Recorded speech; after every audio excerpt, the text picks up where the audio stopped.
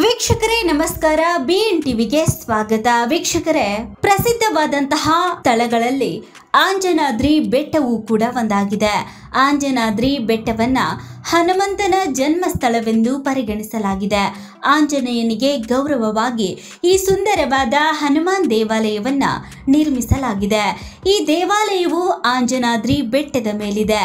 ಆಂಜನಾದ್ರಿ ಬೆಟ್ಟದ ಮೇಲಿರುವ ಈ ಹನುಮಾನ್ ದೇವಸ್ಥಾನವನ್ನ ತಲುಪುವುದಕ್ಕೆ ಪ್ರವಾಸಿಗರು 570 ಮೆಟ್ಟಿಲುಗಳನ್ನು ಹತ್ತಬೇಕು. ಹನುಮಾನ್ ಭಕ್ತರೆಲ್ಲರೂ ಈ ತಾಣಕ್ಕೆ ಭೇಟಿ ನೀಡಬೇಕು. ಆ ಬೆಟ್ಟದ ತಪ್ಪಲಿನಲ್ಲಿ ನೂರಾರು ವಿಸ್ಮಯಗಳಿವೆ. ಬೆಟ್ಟದಲ್ಲಿಯೇ ಸನ್ಯಾಸಿಗಳು ಮನೆ ಮಾಡಿದ್ದಾರೆ. ಹನುಮಾನ್ ದೇವಾಲಯ ಸಂಪೂರ್ಣ ಬಿಳಿ ಬಣ್ಣದಲ್ಲಿ ಪಿರಮಿಡ್ ರಚನೆಯೊಂದಿಗೆ ಮೇಲ್ಛಾವಣಿಯ ಮೇಲ್ಭಾಗದಲ್ಲಿ ಸಣ್ಣ ಕೆಂಪು ಗುಮ್ಮಟವನ್ನ ಹೊಂದಿದೆ. ಪ್ರವಾಸಿಗರು ದೇವಾಲಯದ ಮೇಲ್ಭಾಗದಲ್ಲಿ ಕೆಂಪು ಧ್ವಜ ಗಾಳಿಯಲ್ಲಿ ದೂರದಿಂದ ಹಾರಾಡುವುದನ್ನ ನೋಡಬಹುದು. ಹನುಮಾನ್ ವಿಗ್ರಹವನ್ನ ಬಂಡೆಯಿಂದ ಕೆತ್ತಲಾಗಿದೆ. ಭಗವಾನ್ ಹನುಮಾನ್ ದೇವಾಲಯದ ಹೊರತಾಗಿ ಈ ಸ್ಥಳದಲ್ಲಿ ಭಗವಾನ್ ರಾಮ ಮತ್ತು ಅವರ ಪತ್ನಿ ಸೀತಾ ಅವರ ಸಣ್ಣ ದೇವಾಲಯವೂ ಇದೆ. ತುಂಗಭದ್ರಾ ನದಿಯ ತಟದಲ್ಲಿ ನಿಂತಿರುವ ಆಂಜನಾದ್ರಿ ಪರ್ವತ ನಿಜಕ್ಕೂ ನಯನ ಮನೋಹರವಾಗಿದೆ. ಬೆಟ್ಟದ ತುದಿಯಲ್ಲಿ ಭಗವಾನ್ ಹನುಮಾನ್ ದೇವಾಲಯವಿದ್ದು ಅಲ್ಲಿ ಹನುಮಾನ್ ಜಯಂತಿ ಮತ್ತು ಇತರ ಸಂಬಂಧಿತ ಆಚರಣೆಗಳನ್ನು ಆಚರಿಸಲು ಭಕ್ತರು ಸೇರುತ್ತಾರೆ. ಸಮುದ್ರ ಮಟ್ಟದಿಂದ ಸುಮಾರು 600 ಮೀಟರ್ ಎತ್ತರದಲ್ಲಿರುವ ಈ ಬೆಟ್ಟವನ್ನ ಹತ್ತುತ್ತಿದ್ದಂತೆ ಇಲ್ಲಿನ ಮಹಾದ್ವಾರವು ನಮ್ಮನ್ನ ಸ್ವಾಗತ ಮಾಡುತ್ತದೆ. ಬೆಟ್ಟವನ್ನ ಹತ್ತಿದ ನಂತರ ನಮ್ಮ ಕಣ್ಣಿಗೆ ಕಾಣಿಸುವುದು ಆಂಜನೇಯ ಸ್ವಾಮಿಯ ವಿಗ್ರಹ. ಮೊದಲ ಬಾರಿಗೆ ಈ ಬೆಟ್ಟ ಹತ್ತುವವರಿಗೆ ಮನಸ್ಸಿನಲ್ಲಿ ಭಯ ಉಂಟಾಗುವುದು ಸಹಜ. ಆದರೆ ಮೆಟ್ಟಿಲು ಹತ್ತಿ ಬೆಟ್ಟ ಏರಿದ ನಂತರ ಸುತ್ತಲೂ ನಿಮಗೆ ಹಚ್ಚ ಹಸಿರಿನ ಪ್ರಕೃತಿ ಸೌಂದರ್ಯ ಕಾಣಿಸುತ್ತದೆ. ಆಂಜನಾದ್ರಿ ಬೆಟ್ಟವು ಹಂಪಿಯಿಂದ ಅಂದಾಜು 23 ಕಿಲೋಮೀಟರ್ ದೂರದಲ್ಲಿದೆ. ಆಂಜನಾದ್ರಿ ಬೆಟ್ಟ ಮೇಲೆ ನಿಂತು ನೋಡಿದರೆ ಹಂಪಿಯಲ್ಲಿರುವ ದೇವಸ್ಥಾನಗಳೆಲ್ಲವೂ ಕೂಡ ಕಾಣಿಸುತ್ತವೆ. ತುಂಗಭದ್ರಾ ನದಿಯನ್ನ ನಾವು ಕಾಣಬಹುದು.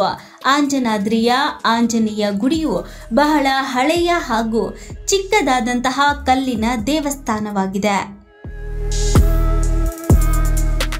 ಗುಡಿಯ ಒಳಗಿನ ಪ್ರತಿಮೆ ಕೂಡ ಕಲ್ಲಿನದು. ಗುಡಿಯನ್ನ ಯಾವುದೇ ರೀತಿ ನವೀಕರಿಸಿಲ್ಲ. ಆದರೂ ಈ ಸ್ಥಳ ಬಹಳಷ್ಟು ಪ್ರವಾಸಿಗರನ್ನ ಆಕರ್ಷಿಸುತ್ತದೆ.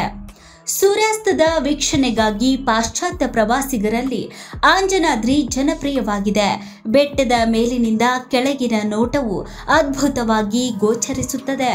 ಭಗವಾನ್ ಹನುಮಾನ್ ಮತ್ತು ಅವರ ತಾಯಿ ಆಂಜನಾದೇವಿಗೆ ಅರ್ಪಿತವಾದ ಈ ದೇವಾಲಯವು 60 ಅಡಿಗಳ ಪತನದ ಪಕ್ಕದಲ್ಲಿ ಒಂದು ತುದಿಯಲ್ಲಿ ನೆಲೆಸಿದೆ. ಈ ದೇವಾಲಯವನ್ನ ಬಾಬಾ ಮತ್ತು ಇಲ್ಲಿ ವಾಸಿಸುವ ಕೆಲವು ಶಿಷ್ಯರು ನಿರ್ವಹಣೆ ಮಾಡುತ್ತಾ ಇದ್ದಾರೆ. ಈ ದೇವಾಲಯದಲ್ಲಿ ಬಂಡೆಯ ಕೆತ್ತಿದ ಹನುಮಾನ್ ವಿಗ್ರಹವಿದೆ. ದೇವಾಲಯದ ಒಳಗಡೆ ಆಂಜನೇಯ ಮಂತ್ರ ಪಠನ ನಡೆಯುತ್ತಾ ಇರುತ್ತದೆ.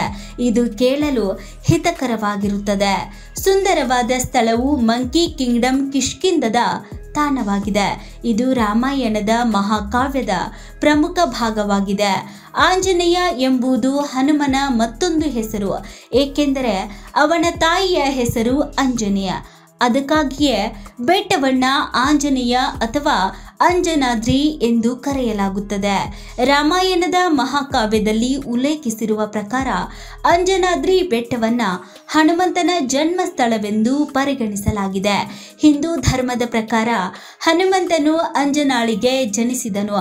ಆದ್ದರಿಂದ ಹನುಮಂತನನ್ನ ಆಂಜನೇಯ ಎಂದು ಕರೆಯಲಾಯಿತು. ಹೀಗಾಗಿ ಆ ಸ್ಥಳವನ್ನ ಅಂಜನಾದ್ರಿ ಬೆಟ್ಟ ಎಂದು ಕರೆಯುತ್ತಾರೆ. ಇದು ಆನೆಗುಂದಿ ತಾಲೂಕಿನಲ್ಲಿದೆ. ಅಂಜನಾದ್ರಿ ಪರ್ವತ ದೇಶ ವಿದೇಶಗಳನ್ನ ಸೇರಿದಂತೆ ಅಂತಾರಾಷ್ಟ್ರೀಯ ಪ್ರವಾಸಿ ಸ್ಥಳವಾಗಿ ಪ್ರಸಿದ್ಧಿಯಾಗಿದೆ. ಇದರ ಅಭಿವೃದ್ಧಿಗೆ ಸರ್ಕಾರ ಕೋಟ್ಯಾಂತರ ಹಣವನ್ನ ವಿನಿಯೋಗಿಸಿದೆ. ನಿತ್ಯ ಸಾವಿರಾರು ಭಕ್ತರು ಇಲ್ಲಿಗೆ ಭೇಟಿ ನೀಡುತ್ತಾರೆ. ಉತ್ತರ ಭಾರತದ ಭಕ್ತರು ದಕ್ಷಿಣ ಭಾರತದ ಪ್ರವಾಸಿ ಸ್ಥಳಗಳಲ್ಲಿ ಅಂಜನಾದ್ರಿಗೆ ಮೊದಲ ಪ್ರಾಶಸ್ತ್ಯ ನೀಡುತ್ತಾರೆ. ಕೊಪ್ಪಳ ಜಿಲ್ಲೆಯಲ್ಲಿರುವ ಅಂಜನಾದ್ರಿ ಪರ್ವತದ ಮೇಲಿರುವ ಆಂಜನೇಯ ದೇವಸ್ಥಾನವು ಪೌರಾಣಿಕ ಮಹತ್ವ ಪಡೆದಿದ್ದು ವಿಶ್ವವಿಖ್ಯಾತವಾಗಿದೆ. ಅಂಜನಾದ್ರಿ ರಾಮ ಭಕ್ತ ಹನುಮಂತ ಜನಿಸಿದ ನಾಡು ಎಂದು ರಾಮಾಯಣದ ಕಾಲದಿಂದಲೂ ಇಲ್ಲಿಯವರೆಗೆ ನಂಬಿಕೊಂಡು ಬರಲಾಗಿದೆ. ಭಾರತದಲ್ಲಿ ಹನುಮ ಮಂದಿರ ಇರದ ಊರೇ ಇಲ್ಲ. ಅಷ್ಟೊಂದು ಪ್ರಸಿದ್ಧಿ ಪ್ರಚಾರ ಪಡೆದ ಈ ದೇವರಿಗೆ ಪೂಜೆಯಲ್ಲಿ ಅಗ್ರಸ್ಥಾನವಿದೆ. ಸ್ವಾಮಿ ಭಕ್ತಿ, ಶಕ್ತಿ, ವೀರತ್ವ, ನೈತಿಕ ನಿಷ್ಠೆಗೆ ಹನುಮ ಆದರ್ಶ. ನಮ್ಮ ಪುರಾಣಗಳಲ್ಲಿ ಅಂಜನಾದ್ರಿ ಪರ್ವತವು ಪವಿತ್ರ ಸ್ಥಾನವೆಂದೇ ನಾಮಾಂಕಿತವಾಗಿದೆ. ತುಂಗಭದ್ರಾ ನದಿಯ ದಡದ ಈ ದೇವಸ್ಥಾನವು ಅಂಜನಾದ್ರಿಯು ಆಂಜನೇಯನಿಗೆ ಇಲ್ಲಿಯೇ ಜನ್ಮ ನೀಡಿದ್ದರಿಂದ ಈ ಬೆಟ್ಟಕ್ಕೆ ಅಂಜನಾದ್ರಿ ಪರ್ವತ ಎಂದು ಕರೆಯಲಾಗುತ್ತಿದೆ ಎಂಬ ಪ್ರತೀತಿ ಇದೆ. ಅಂದಹಾಗೆ ರಾಮಾಯಣ ಕಾಲದಿಂದಲೂ ಪ್ರಸಿದ್ಧಿ ಪಡೆದುಕೊಂಡಿರುವ ಈ ಅಂಜನಾದ್ರಿ ಪರ್ವತವು ಹಲವಾರು ವಿಶೇಷತೆಗಳನ್ನು ಹೊಂದಿದೆ. ಗುಮ್ಮಟದ ಮೇಲೆ ಕೆಂಪು ಧ್ವಜವನ್ನ ಹಾರಿಸಲಾಗಿದೆ. ಬೆಟ್ಟದ ಒಂದು ಭಾಗವನ್ನ ನೋಡಿದಾಗ ಬಂಡೆಗಳು ಆಂಜನೇಯನ ಮುಖದ ಆಕಾರದಲ್ಲಿರುವುದು ಗಮನಕ್ಕೆ ಬರುತ್ತದೆ. ಈ ದೃಶ್ಯವು ಭಕ್ತರ ಮೈನವಿರೇಳಿಸುತ್ತದೆ. ಬೆಟ್ಟದ ಮೇಲಿಂದ ವೀಕ್ಷಿಸಲು 2 ಕಣ್ಣುಗಳು ಸಾಲುವುದಿಲ್ಲ. ತುಂಗಭದ್ರಾ ನದಿಯ ತಟದಲ್ಲಿ ನಿಂತಿರುವ ಅಂಜನಾದ್ರಿ ಪರ್ವತದಲ್ಲಿರುವ ಆಂಜನೇಯನ ವಿಗ್ರಹವನ್ನ ಕಲ್ಲಿನಿಂದ ಕೆತ್ತಲಾಗಿದ್ದು, ಇಲ್ಲಿಯೇ ಶ್ರೀರಾಮ ಸೀತೆಯರ ದೇವಾಲಯವು ಇರುವುದು ಮತ್ತೊಂದು ವಿಶೇಷತೆಯಾಗಿದೆ.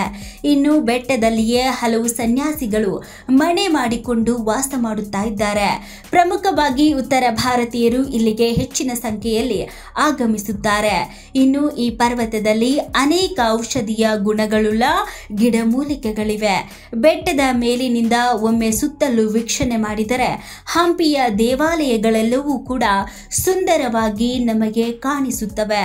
ಇನ್ನು ಈ ಬೆಟ್ಟದಿಂದ ಸೂರ್ಯೋದಯ ಹಾಗೂ ಸೂರ್ಯಾಸ್ತದ ಸೌಂದರ್ಯವನ್ನ ಸವಿಯಬಹುದು. ರಾಮಾಯಣದಲ್ಲಿ ಬರುವ 5 ಪರ್ವತಗಳನ್ನು ನಾವು ಈ ಭಾಗದಲ್ಲಿಯೇ ಕಾಣಬಹುದು. ಮೊದಲ ಪರ್ವತ ನವ ಬೃಂದಾವನ ಗಡ್ಡೆಯ ಎಡಭಾಗದಲ್ಲಿ ಕಂಡುಬರುವ ತಾರಾ ಪರ್ವತ. 2ನೇ ಪರ್ವತ ಹನುಮನ ಹಳ್ಳಿಯಲ್ಲಿರುವ ಋಷಿಮುಖ ಪರ್ವತ. 3ನೇ ಪರ್ವತ ಪಂಪಾ ಸರೋವರದ ಬಳಿ ಬರುವ ವಾಲಿ ಪರ್ವತ. 4ನೇ ಪರ್ವತ ಅಂಜನಾದ್ರಿ ಪರ್ವತ. 5ನೇಯ ಪರ್ವತ ಹಂಪಿಯಲ್ಲಿರುವ ಮಾತಂಗ ಪರ್ವತ. ಇವುಗಳು ರಾಮಾಯಣ ಕಾಲ ಪೂರ್ವದಿಂದಲೂ ಧರ್ಮ ರಕ್ಷಣೆಗಾಗಿ ಉಗಮವಾಗಿರುವ ಪರ್ವತಗಳು ಎಂದು ಹೇಳಲಾಗುತ್ತಿದೆ. ಅಷ್ಟೇ ಅಲ್ಲ, ಆಂಜನೇಯ ತನ್ನ ಬಾಲ್ಯವನ್ನ ಈ ಪರ್ವತಗಳಲ್ಲಿಯೇ ಕಳೆದಿದ್ದ ಎಂಬ ಉಲ್ಲೇಖ ಸಹ ಇದ್ದಾವೆ. ಒಟ್ಟಿನಲ್ಲಿ ಅಂಜನಾದ್ರಿ ಬೆಟ್ಟವು ಪ್ರಸಿದ್ಧವಾದಂತಹ ಸ್ಥಳಗಳಲ್ಲಿ ಒಂದಾಗಿ ಪ್ರಖ್ಯಾತಿಯನ್ನ ಪಡೆದಿದೆ. ಮತ್ತಷ್ಟು ಸುದ್ದಿಗಳಿಗಾಗಿ ನೋಡ್ತಾ ಇರಿ BN TV. ಲೈಕ್ ಮಾಡಿ, ಶೇರ್ ಮಾಡಿ, ಸಬ್ಸ್ಕ್ರೈಬ್ ಮಾಡಿ. ಇದು ನಿಮ್ಮ ಧ್ವನಿ.